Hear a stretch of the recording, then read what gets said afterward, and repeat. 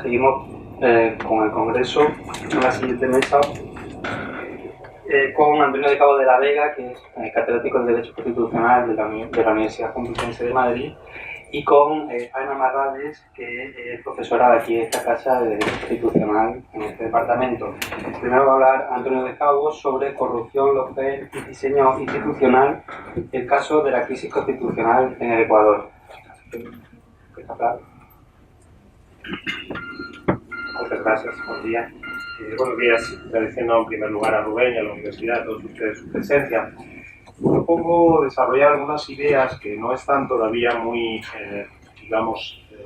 elaboradas y que suponen una cierta bajada en el nivel, digamos, de argumentación teórico respecto de lo que nos ha ofrecido el profesor Asens antes.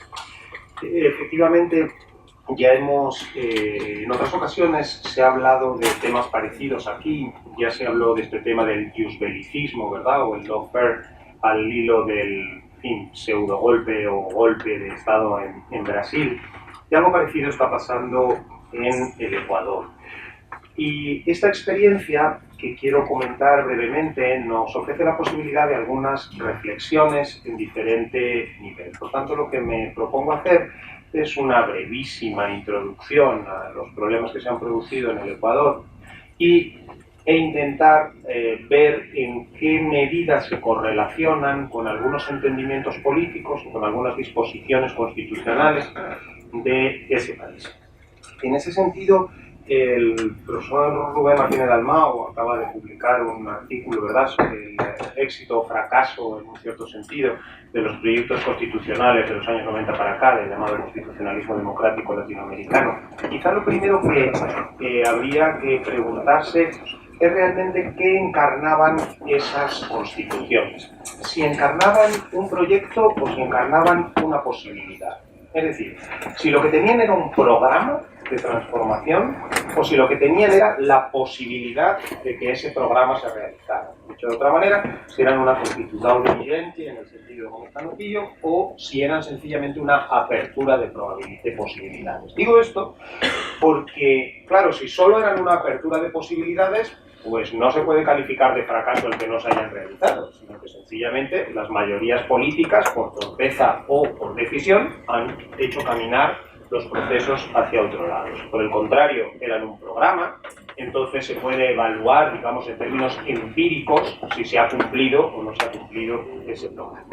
Esta diferencia tiene una relativa importancia porque fíjense que, aunque parezca lo contrario, si la Constitución es un proyecto, es decir, es un programa, entonces se es más proclive a no cumplirla y hay menos garantías. ¿Por qué? Porque si es un programa, es un medio para un fin, con lo cual si el medio no sirve, como lo importante es el fin, pues lo puedo hacer por otros medios. Si por el contrario, la Constitución es una posibilidad, entonces hay que cumplirla, porque solamente será posibilidad mientras quede abierto también no solo lo que se ha hecho, sino lo que no se ha hecho. Es decir, que se puede hacer también lo contrario de lo que se hace, lo cual involucra cumplir más la Constitución y que haya más garantías.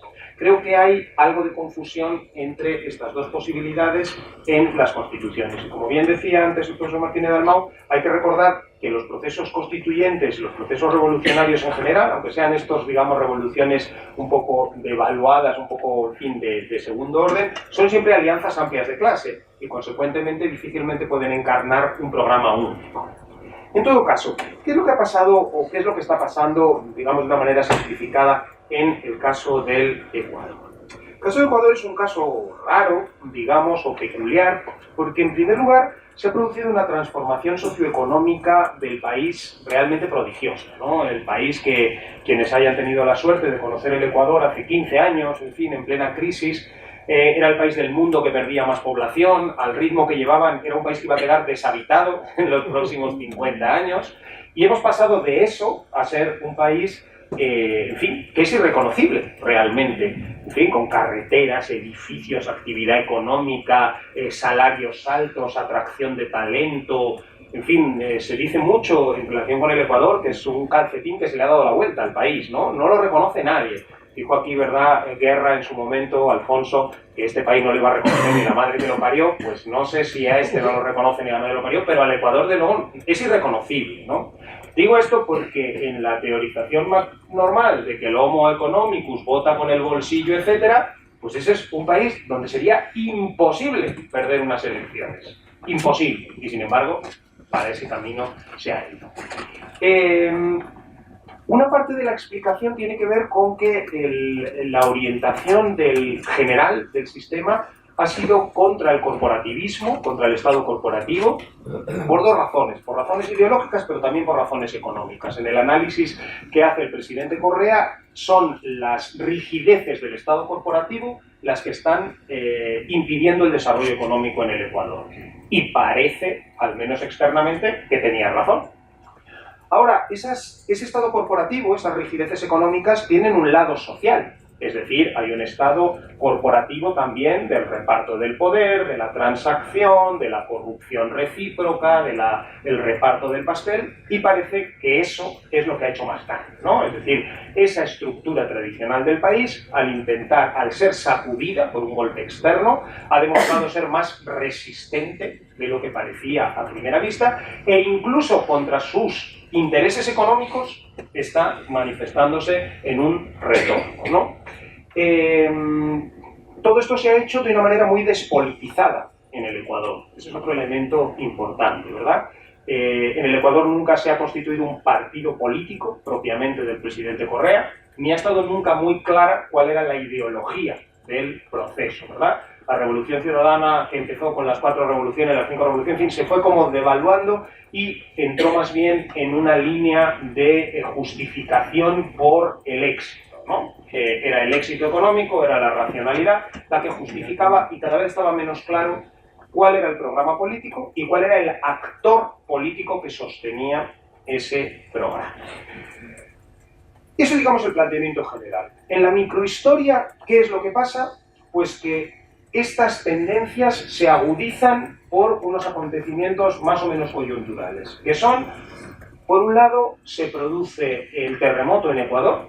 El terremoto en Ecuador va a alterar la vida corriente del país, como es obvio, como saben, hubo muchos muertos, en fin, muchas pérdidas, lo que es un terremoto en un país pequeño o relativamente pequeño, de esa importancia, y eso supuso que la Convención de Alianza País, que era la que debía designar los candidatos y hacerse cargo de la sucesión, digamos, del proyecto, no se celebra. Se aplaza sine die, y para cuando se va a celebrar ya no hay tiempo para distinguir entre la celebración de la Convención de Alianza País y la designación de los candidatos para presidente y vicepresidente. De manera que la designación de los candidatos se come la Convención de Alianza País y no hay convención, no hay discusión y, digamos, la organización partidaria marca su punto más bajo. No se puede elegir secretario general, no se puede presentar programa, no se puede hacer nada, porque la elección, la presentación de los candidatos hace que ya estemos en campaña electoral y eso desaparece. Por lo tanto, Alianza País se presenta sin partido y sin programa y solo con candidatos. Y el programa y el problema, digamos, que es una selección, pues digamos, poco afortunada, por decirlo menos, de candidatos, ¿verdad? Se hace una mezcla entre una persona que es una incógnita, el presidente, el que termina siendo candidato, Lenín Moreno, una persona que proviene del mundo de los negocios, que parece que tiene algo de sensibilidad social, pero que es una incógnita realmente, y una persona que representa el ala dura, vamos a decir, del correísmo, pero que en el imaginario colectivo, para bien o para mal, está identificada con la corrupción, con el mando autoritario, en fin, con los valores más negativos de la revolución ciudadana. Una primera conclusión, adelantándonos un poco, de parte orgánica.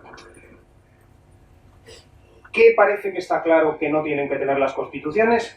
Vicepresidente de la República. Eso hay que acabar radicalmente con ello. Porque el vicepresidente tiene como sola y exclusiva misión conspirar contra el presidente. Esa es su única misión constitucional. ¿Por qué existen los vicepresidentes de la República? Bueno, esto es una cosa heredada, ¿verdad?, de los años turbulentos de las repúblicas, donde mataban a los presidentes cada 4 minutos y claro, si no había uno ahí de sustitución, pues era facilísimo acabar con cualquier proceso, le pegaba 4 tiros al presidente y ya se había hecho. Para evitar eso existía la figura del vicepresidente. Hoy día, o no hace nada y está aburrido en su casa, en fin, una cosa protocolaria absurda, o solo está pensando cómo voy bien a derrocar al presidente o bien a sustituir al presidente. Luego, una primera enseñanza es que hay que acabar con las vicepresidencias de la República, porque no sirven absolutamente para nada, no desempeñan ningún papel. En este caso, el vicepresidente efectivamente se dedicó a eso, no pudo lograrlo y está en la cárcel actualmente, como supongo que sabe. ¿Cuál fue la percepción social? Y fíjense que el caso ecuatoriano es un caso muy gramsciano, porque en lugar de haber prevalecido el homo economicus que hubiera votado con su bolsillo, ha prevalecido la percepción de la situación, no la situación en sí misma, ¿verdad? La lucha por la dominación ideológica, por la percepción, ¿no? ¿Y cuál ha sido esa percepción? Cuando digo percepción no quiere decir que sea necesariamente falsa, ¿verdad? Quiero decir que es una percepción. La primera es que el liderazgo presidencial se ha leído en términos de reducción del pluralismo y de la complejidad social.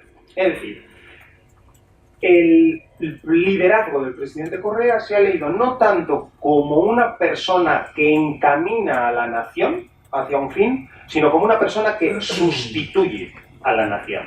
Y por tanto, como él es el que se encarga, todos los demás estamos fuera y nos podemos dedicar a decir no me gusta, a criticar, todo está mal hecho. Porque como no somos nosotros los que lo hacen, sino que es él el que lo hace todo, entonces hay una forma de liderazgo, fíjense que al principio liderar, ¿verdad? La palabra liderar, to lead en inglés, como decía en alemán, etcétera, quiere decir es lo que hace un pastor con el rebaño, ¿verdad? Es ir tirando de ellos hacia adelante. Bueno, pues aquí es, el rebaño se quedó en la casa y el pastor se fue él solo a hacer lo que le pareció. No necesariamente que les parecía mal, recordemos que a día de hoy se sigue considerando que el mejor presidente de la historia del Ecuador es el presidente Correa. Pero él es el presidente Correa y no, el Ecuador va por otro sitio, ¿no? Un segundo elemento que ha contribuido muy negativamente al resultado es que el grupo, en consecuencia con lo anterior, el grupo dirigente ha tendido a ser percibido como una casta, es decir, un grupo cerrado que, independientemente de todos sus éxitos, no permea en la sociedad, ¿no? Son una especie como de ejército, ¿no? De los funcionarios públicos de alto rendimiento, pero que están ahí, que son una casta cerrada y que, independientemente de lo que se opine, no pertenecen a las clases populares. Es decir, desde luego no ha habido apertura participativa, etcétera, sino una cosa, por otra parte, muy quiteña de ver los toros desde la barrera, a ver qué hacen los demás y, si no me gusta, salgo a la calle a pedir que se caiga, ¿verdad? Por último, se ha conseguido implantar, con razón o sin razón, que si me da tiempo luego hablaré un poquillo, la cuestión de la corrupción como un mal general o endémico del sistema. Bueno, todo esto conduce a unas elecciones, recordemos, donde hay una victoria pírrica del oficialismo, con 50.000 votos, en buena medida porque los candidatos de la derecha no quieren hacer caer el gobierno, en concreto uno, no hace, en fin, campaña en Guayaquil, no vamos a entrar en los detalles, el caso es que se gana muy justo en las elecciones. Pero inmediatamente que entra al poder el nuevo presidente, el nuevo vicepresidente, se plantean una reestructuración que se puede calificar, dependiendo de verdad del punto de vista, de golpe de Estado, de autogolpe de Estado, o en todo caso de una transformación violenta del orden constitucional. Se plantea una consulta constitucional y para reformar la Constitución, frente a la cual el Tribunal Constitucional permanece pasivo. Fíjense que este es un tema debatido sobre hasta qué punto los tribunales constitucionales deben o no deben intervenir en las propuestas de reforma, ¿verdad? Y aquí tenemos una enseñanza un poco mixta, ¿no? del caso ecuatoriano. Porque parecería que la única justificación que tiene un tribunal constitucional para intervenir en una pregunta o intervenir en un proceso de reforma, puesto que si se va a reformar la Constitución y va a ser el pueblo soberano el que la va a reformar, pues la reforma como le dé la gana, porque si no, no es el pueblo soberano, ¿no? Pero quizá la única justificación que tiene es la justificación procedimental, es decir, que quede claro qué es lo que se ha preguntado. Porque claro, si hacemos una pregunta que luego no se entiende la pregunta, claro, luego el que interpreta la respuesta se convierte en el dueño de la respuesta. El Tribunal Constitucional permaneció pasivo ante esa consulta, pasaron por encima de él y no hizo nada. ¿Esto es un problema de diseño constitucional o es un problema político del Tribunal Constitucional? Tendríamos que intentar ver, ¿no? Es decir, ¿estaba mal regulado la cuestión de manera que se pudo dar ese resultado que una pregunta no controlada se hace? ¿O sencillamente lo arrollaron? El sistema estaba bien, pero el poder político arrolló los controles. Bueno, ese es otro tema que debemos intentar aclarar. Como consecuencia de esa consulta, se crea un poder transitorio y ese poder transitorio se autodefine como por encima de la Constitución y de las leyes. Dice expresamente que ellos están por encima de la Constitución y de las leyes y empiezan a dictar unos mandatos, que así se llaman, que tienen una cláusula final, que es bastante divertida, que dice que esa norma prevalecerá sobre cualquier otra del ordenamiento. Es decir, prevalece sobre la Constitución, sobre la Declaración Universal de Derechos Humanos, sobre el pacto, en fin, la abolición de la tortura, o cualquier cosa. Pero además es gracioso porque viene en todos y cada uno de los mandatos, con lo cual hay que entender, claro, que el último prevalece sobre el penúltimo sobre el antepenúltimo y así sucesivamente. De manera que es una situación de permanente, o sea, la pirámide kelseniana se está moviendo hacia arriba, es un cohete, ¿no?, que cada vez tiene un ápice más alto. Y al hilo de eso se producen nombramientos, ceses, en fin, a troche y moche de poderes con una orientación muy concreta, ¿verdad? Muchos de ellos muy cercanos a la persona que los nombra, ¿verdad? Al doctor Trujillo.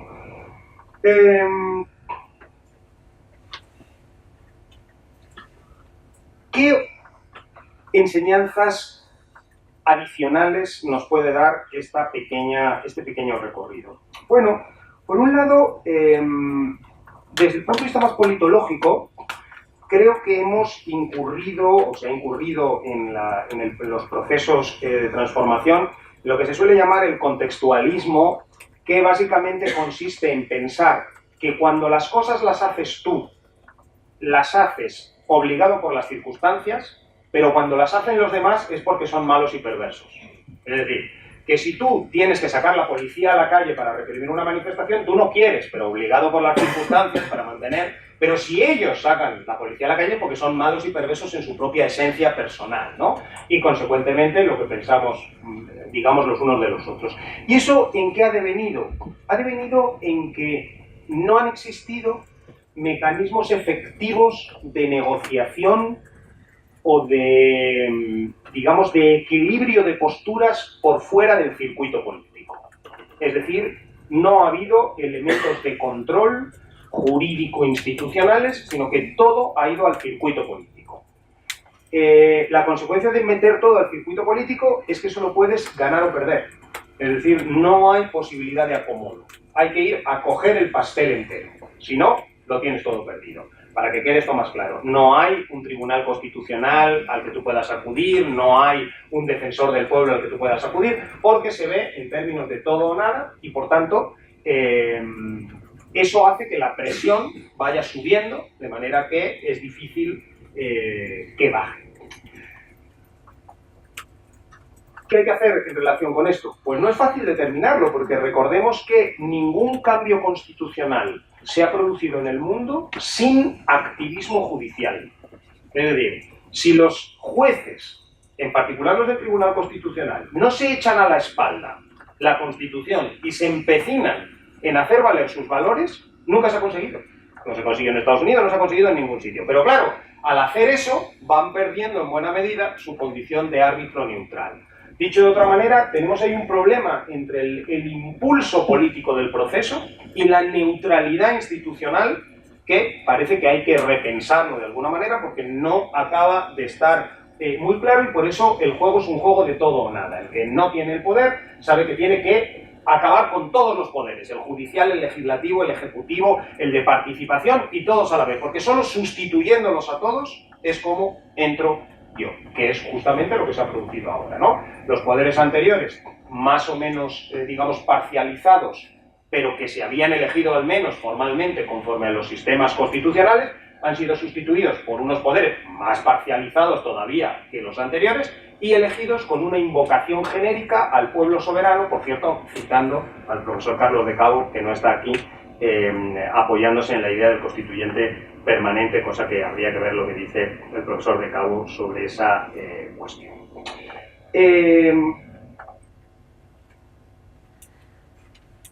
Y llegamos al tema de la corrupción. Sobre este tema querría compartir con ustedes algunas reflexiones, todavía no muy estructuradas, pero que creo que son muy urgentes porque se ha convertido, ¿verdad?, en uno de los elementos sobre los que se construye el imaginario y donde se disputa la credibilidad y el destino de las fuerzas políticas. Y creo que lo primero que hay que aclarar, que digamos que tener claro, es que la idea de corrupción involucra que el corrupto siempre es el otro. Es decir, la corrupción es una idea de alteridad. Uno nunca es corrupto, sino que el corrupto es el otro, siempre. Es decir, el corrupto es el que no es como nosotros hacemos las cosas. Ese es siempre el corrupto. Por tanto, en la corrupción hay esta idea de alteridad. Fíjense que no lo digo solo, en fin, por un análisis más o menos conceptual o más o menos abstracto, sino porque el análisis de la corrupción y la preocupación con la corrupción ha estallado en los últimos 25 años. Es más o menos desde los años 90 cuando esto se coloca en el primer plano. La persona que tiene el artículo más citado sobre corrupción es Paulo Mauro, que es una persona no en vano del Fondo Monetario Internacional y que lanza esta idea curiosa, en cierto sentido, de corrupción y crecimiento. Es decir, la corrupción es un hecho asociado al crecimiento de los demás, claro, no al crecimiento propio. Esto es interesante porque fíjense que la idea de corrupción empieza a ser importante cuando empieza a haber poder y crecimiento fuera de los circuitos ordinarios del poder. Mientras el poder está en los centros, no se habla de corrupción. La corrupción empieza a ser importante a partir de los años 90 como consecuencia de la globalización, etcétera, cuando se produce esa apertura, digamos, de los centros de poder y por tanto hay que establecer una gobernanza mundial, ¿no?, para determinar quién obtiene qué. Esa es la cuestión, ¿no? Fíjense que la corrupción supone apartarse de la norma en beneficio privado. Esa es la idea básica de la corrupción, adaptarse de la norma en beneficio privado. Pero fíjense que esta definición de la corrupción presupone un universalismo que está por demostrar. Es decir, apartarse de la norma para aprovecharse de manera privada parece presuponer que la norma previamente existente no beneficia a ciertos privados, cosa que es totalmente falsa. Es decir, la corrupción es la alteración de la norma que beneficia a unos para beneficiar a otros, ¿verdad? No se puede conceder gratuitamente, ¿verdad?, que la norma tiene un concepto universalista y que, por tanto, no beneficia a nadie. Es decir, es corrupción que un juez le cambie una sentencia para favorecer a los bancos o no bancos en relación con el beneficiado previamente. ¿Está claro esto? Es decir, que no es que tenemos una norma que produce una distribución de los recursos entre toda la población de manera igualitaria y que por tanto saltarse esa norma supone la apropiación privada. No, el problema es que hay una apropiación privada por fuera de la norma que ya de por sí determinaba una cierta apropiación privada. Sobre este tema que podemos decir la idea de corrupción como una defensa frente a la entrada en los circuitos de poder, es decir, la corrupción se maneja como un límite a la entrada de actores externos al circuito de poder, porque en la medida en que esos actores externos pretendan la redistribución en favor de otros actores diferentes, están incurriendo en corrupción, que con frecuencia lo hacen en favor de sus propios bolsillos. Esto no está en discusión la cuestión, pero lo que quiero que, en fin, lo que me gustaría dejar claro es que lo que pasa es de unos bolsillos a otros bolsillos, no de un reparto universalista y justo a unos bolsillos, sino de unos bolsillos a otros bolsillos. Sobre este elemento general, ¿verdad? Y que creo que se hace entender bien por qué esto se ha vuelto un problema desde los años 90 para acá y no lo era antes. ¿Por qué es un problema en un constitucionalismo como el latinoamericano de los años 90, pero nunca ha sido un problema en México? Es decir, que la corrupción, pues no pasa nada, es decir, eso no era disfuncional, no alteraba el reparto, porque había una apropiación privada sancionada por la norma, ¿verdad? Bueno, sobre esta elaboración general se ha venido a sumar, digamos, una serie de cargas ideológicas que son al menos las siguientes, ¿no? Por un lado, hay un ataque general a lo público vía la corrupción. Es decir, la corrupción se ha convertido en uno de los instrumentos no solo para impedir la entrada de actores externos al poder dentro del poder, sino para resituar el poder entre lo público y lo privado. Al hacer extendida la opinión de que los poderes públicos son todos corruptos, se extiende también la opinión de que hay que sustituirlo por mecanismos de mercado, donde el mercado autocorrige, ¿verdad?, las derivaciones, y por tanto hay un elemento, digamos, de neoliberal de ataque a lo público. Por tanto, hay que ser cuidadoso, ¿verdad?, con esta cuestión de la generalización de la idea de la corrupción o subirse al carro de los denunciantes de la corrupción, ¿verdad? Porque el problema es que metemos a la cárcel al ministro, metemos a la cárcel al juez, metemos a la cárcel al secretario de Estado y de paso al Estado también. Lo vamos a terminar metiendo en la cárcel en beneficio, ¿verdad?, de los poderes privados que presuntamente no estarían, digamos, involucrados en esa corrupción. Por otro lado, hay un elemento que se ha extendido y sobre el que el profesor que nos acompaña y que hablará luego sobre el tema acaba de escribir un artículo, Abel Moreno, que es la cuestión no neoliberal, sino neoconservadora de la ultramoralización de las conductas. Se está postulando que solo puede ser actor político una persona que tenga unas concepciones morales que son completamente ajenas a la población en general. Es decir, para decirlo claro y, en fin, humorísticamente, hay que llegar virgen al matrimonio. Si no llega uno virgen al matrimonio, ya no puede ser político, porque le van a sacar que tuvo una novia en el año 87, o un novio, o 2, o 7, y que eso está mal. No se puede uno colar en el metro, que nadie se ha colado nunca en el metro. Es decir, esta sociedad donde el 100% de nosotros, el 100% de las ocasiones, pagamos siempre en el metro y jamás nunca nos hemos visto en la tesitura de colar a mi hijo porque se me ha olvidado el billete en casa. Nunca lo hemos hecho nadie. ¿Cuál es el problema de esta ultramoralización? Pues fíjense que es doble, ¿no? Por un lado, es una área que viene precargada. Es decir, todos tenemos apuntando a la frente un fallo grave. Y en el momento en que sea necesario se va a activar. Es decir, por el Big Data, nosotros no lo sabemos, ellos no lo saben, pero el Big Data lo sabe, todos hemos hecho algo.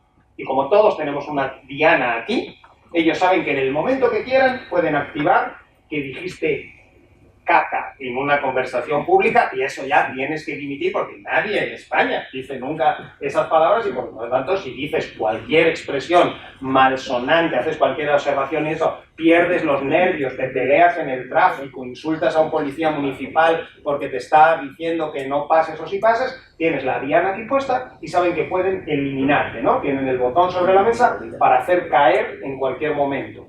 Y han conseguido establecer un continuum que va de decir caca a robar el Estado completo. Y en cualquier punto de la línea supone tu caída. Da lo mismo. da lo mismo que no hayas ido a clase en un máster que no tiene relación alguna con tu ocupación pública, que da lo mismo que tengas el máster, no máster. Bueno, esa persona con una choriza y lo que sea, y habrá que echarla de la universidad, pero ¿qué tendrá que ver con que sea ministra o con que no sea ministra, etcétera? Pero hay un continuum, da lo mismo haber comido chicle que robar el conjunto del Estado, porque cualquier comportamiento de esos involucra necesariamente la destrucción. Y si en su contrario, ¿qué es lo que está propiciando? Pues está propiciando el ascenso de candidatos que son marcas blancas, es decir, que nunca han hecho nada en su vida, que no tienen diana roja. Pero ¿quién puede construir un candidato así? Solo se puede construir un candidato así desde el poder. Es decir, ¿quién no se ha colado nunca en el metro? Pues que no han ido nunca al metro en su vida, claro, no se han colado nunca porque nunca han ido. ¿Quiénes no han dejado de pagar algo? Porque tienen un padre millonario, claro, que lo han pagado todo siempre, o lo han podido pagar. Por tanto, introduce una selección porque, claro, este tipo de comportamientos, digamos, de microdeficiencia moral, están mucho más concentrados en un grupo social que en el otro. Y por tanto hay una selectividad del tipo de candidatos que tienen que presentar una hoja de vida tan incólume que de facto involucra que nunca va a haber ningún candidato popular para nada, porque es imposible que ningún candidato popular tenga ese nivel. Bueno, estos son los 30 minutos de que disponía. Muchas gracias por su atención, espero haberles entretenido.